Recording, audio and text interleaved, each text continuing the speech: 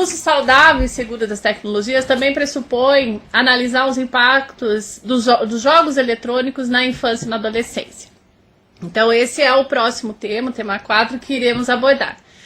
O uso de jogo eletrônico ele pode se tornar preocupante no momento que já é conotado como sendo um subtipo de adição à internet, quando ele é incorporado na vida humana de forma desmedida em tempo, e vários impactos maléficos podem trazer para aquele gamers, aquele que utiliza do jogo eletrônico, quer no momento de lazer, quer no momento profissional. Então o vício em jogo eletrônico ele é um subtipo de uma adição à internet.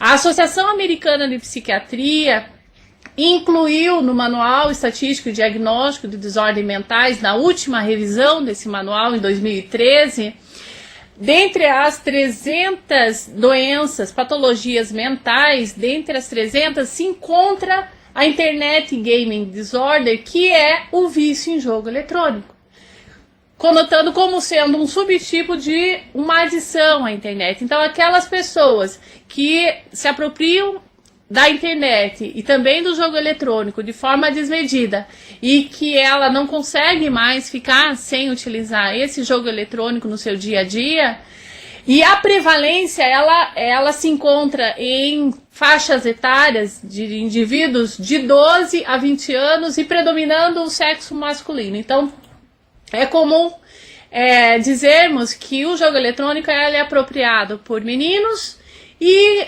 comumente as redes sociais pelas meninas. Porém, somente o vício em jogo eletrônico hoje é tido como um transtorno de ordem mental para a Associação Americana de Psiquiatria.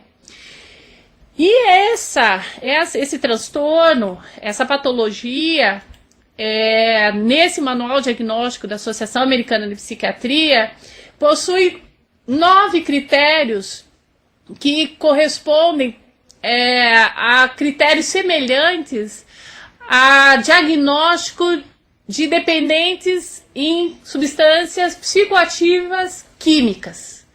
Ou seja, os critérios que correspondem a 5 ou mais critérios dos 9 num prazo de 12 meses é condicionante para a comprovação diagnóstica desse distúrbio. Ou seja, agora nós estamos vendo na tela 9 critérios, são os 9 critérios para diagnosticar o vício em jogo eletrônico. Então vamos lá. O primeiro diz respeito à preocupação permanente com o jogo da internet, que é um critério de uma dependência em substância psicoativa, que é a saliência. Um segundo critério são os sintomas de abstinência. Quando o jogo da internet é retirado, ocorrem alterações de humor, irritabilidade, por exemplo. O terceiro critério é a tolerância, a necessidade de gastar cada vez mais tempo envolvido em jogo de internet. O quarto critério, tentativas frustradas de controlar a participação em jogos na internet, que é a recaída, a perda de interesse em passatempos anteriores e outros entretenimentos na vida, a continuação do jogo, apesar de problemas psicossociais. O sétimo critério, engana familiares, terapeutas ou outros a respeito da quantidade de tempo de jogos na internet, ocasionando conflitos interpessoais, tanto na família quanto no próprio trabalho, nas relações sociais de modo geral. O oitavo critério, uso de jogos na internet para escapar ou aliviar o humor negativo, aí ocasiona um conflito intrapsíquico. E tem posto em risco ou perdido uma oportunidade de relacionamento significativo, educacional ou carreira profissional. Ou seja, no momento que um psicólogo, um psiquiatra, analisa um determinado paciente e que são conotados 5 ou mais critérios desses como sendo positivo, esse indivíduo, esse paciente já é diagnosticado como um adicto em jogo eletrônico. E os graus de perturbação nas atividades normais decorrentes do jogo eletrônico, do uso compulsivo de jogo eletrônico, já pela Associação Americana de Psiquiatria, pelo manual diagnóstico, pode ser leve, moderado e grave. Então, olhando os 9 critérios, vamos considerar que sendo sim para 5 deles, o diagnóstico é um grau leve de adição a jogo eletrônico. De 5 a 7, um grau moderado, 8, 9, então, considerado um grau grave de adição em jogo eletrônico. Então, o neurotransmissor que parece estar mais associado à experiência de prazer é o neurotransmissor dopamina. O efeito no sistema nervoso central desse neurotransmissor, ele é semelhante às demais dependências, como dependência em álcool, dependência em jogos de azar, jogo patológico, dependência em comida e assim por diante. E, em essência, nos tornamos dependentes do intermitente, imprevisível fluxo de dopamina, que é esse neurotransmissor do sistema nervoso central, que passa a ser classicamente associado à substância ou comportamento que utilizamos. É aqui que a internet se encaixa. Na verdade, nós temos que ter principalmente cuidado quando esse uso de jogos eletrônicos ele é feito por crianças e adolescentes.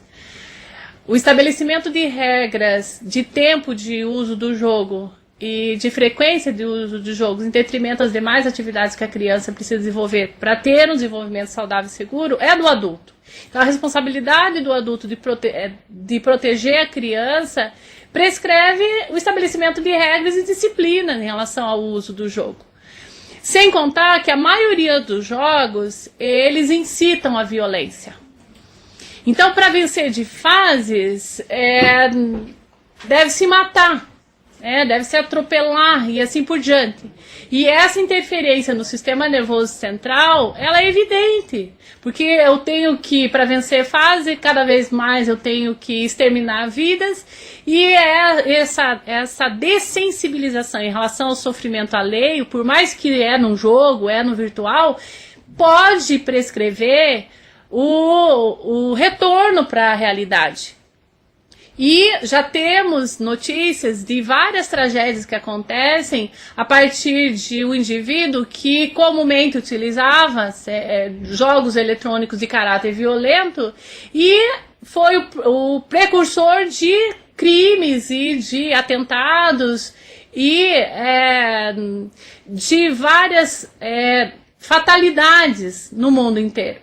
Então temos que cuidar do tipo de jogo eletrônico que nós estamos oferecendo e deixando a nossa criança, nosso adolescente utilizar, e também o tempo de uso e frequência de uso desse jogo eletrônico.